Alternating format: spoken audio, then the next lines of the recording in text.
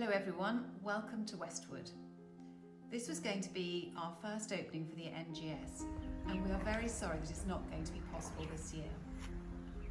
However, we hope this short film will give you a brief glimpse of what you might have seen and tempt you to come back next year.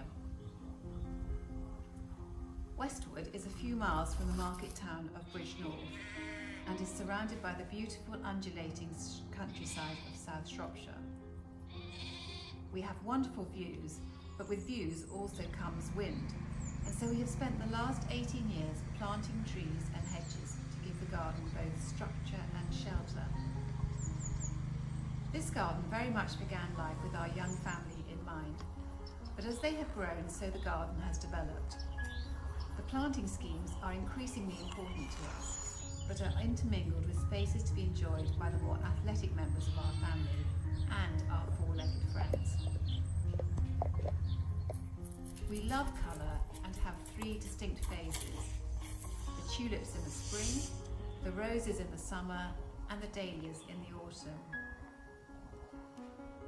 Like everyone else, we've had the most amazing weather in April in Shropshire, and I think it is fair to say that our tulips are roughly 2 weeks ahead of where we thought they might be.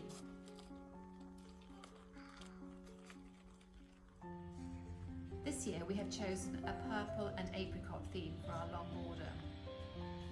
The incredible colours and variety have given us an enormous amount of pleasure, especially during these very difficult last few weeks, and have just reinforced how important the garden is to us all. I'm very fortunate to have a great deal of help with this, and I would like to introduce our gardener Kay, who will tell you a bit more about the planting.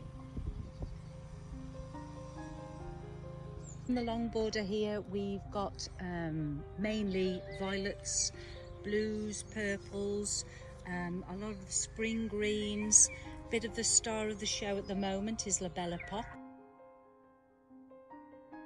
We took a lot of inspiration this year from the actual colour of the brickwork of the house. But we don't plant the tulips into the ground until normally December, quite late as we possibly can.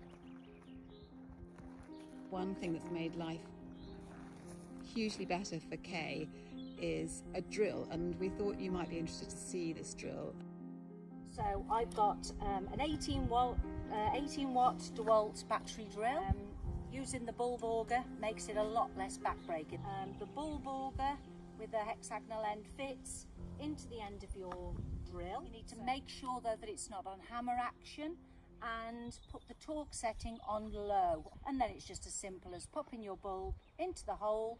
The soil around it's nice and friable so that the bulbs tend to get away really well.